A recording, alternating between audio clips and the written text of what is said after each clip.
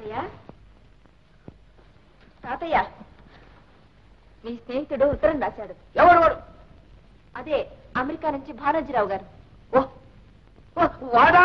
వారికి మధ్య పిచ్చెక్కిందన్నారే. ప్రియమైన రాజశేఖరానికి ఉభయ కుశలోపరి. ఈ ఉత్తరం రాయడానికి ఒక ముఖ్యమైన కారణం ఉంది. మన పిల్లల విషయంలో మనం ఏవేవో ఆశలు పెట్టుకున్నాం. ఇద్దరికి పెళ్లి చేయాలని వాగ్దానాలు చేసుకున్నాం. కానీ నా మనవడు ఇక్కడ ఒక అమ్మాయిని ప్రేమించి చెప్పా చేయకుండా పెళ్లి చేసుకున్నాడు. అందుకని నీకు నేను ఇచ్చిన మాట నిలబెట్టుకోలేకపోతున్నాను. నన్ను క్షమించు. చూసావమ్మా, నేను చెప్పలే వాడికి పిచ్చని. నాకు ఎప్పుడో పెళ్లి అయిపోయిందన్న సంగతి వాడికేం తెలుసు. చదువు చదువు ఇంకేం రాశాడు చదువు. మాట నిలుపుకోలేకపోయినా స్నేహాన్నైనా కలకాలం నిలుపుకోవాలన్న ఆశ. అందుకని నాదొక చిన్న కోరిక. 20 సంవత్సరాల క్రితం నీకు నేను అప్పుగా ఇచ్చిన 10 లక్షల రూపాయలు నీ మనవరాలి పెళ్లిలో నా కానుకగా చదివించు. నువ్వు నాకు రాసిచ్చిన రుణపత్రాన్ని ఈ ఉత్తరంతోనే పంపిస్తున్నాను. ఇది ఇంతటితో చెల్లైపోయినట్టే భావించుకో. అపార్థం చేసుకోలేదని ఉత్తరం రాస్తే సంతోషిస్తాను. నీ భాను.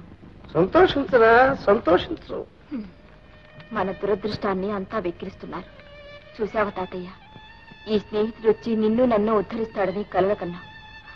అసలు ఈ డబ్బే లేకుండా పోతే మన బాధలన్నీ పోతాయనుకున్నాను. కానీ కానుకగా ఇచ్చి చేతులు కడుక్కున్నాడు ఆయన. దాన్ని ఉరుతాడు చేసి ఉచ్చులు బిగిస్తున్నారు ఈ చుట్టాలంతా. ఓ నీలేమ్మా, వాడు చుట్టాలను ఉద్ధరిస్తున్నాడు. నీకెందుకు, నాకెందుకు? అంతేలే తాతయ్య, నీకెందుకు? పిచ్చిలో నువ్వు అందరినీ మర్చిపోగలుగుతున్నావు. అదృష్టవంతుడివి.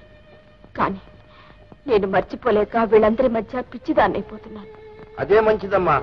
పిచ్చివాడు చచ్చినవాడు సుఖపడతారు. సుఖం అది ఇంట్లో మర్చిపోయి ఎన్నో రోజులైంది. తాతయ్య, నన్నెంత నిస్సహాయాలను చేశావో నీకు అర్థమవుతుందా?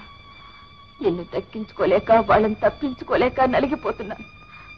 భగవాన్, ఈ చిత్రవత నుంచి నన్ను ఎవరు కాపాడతారు? ఎవరు కాపాడు?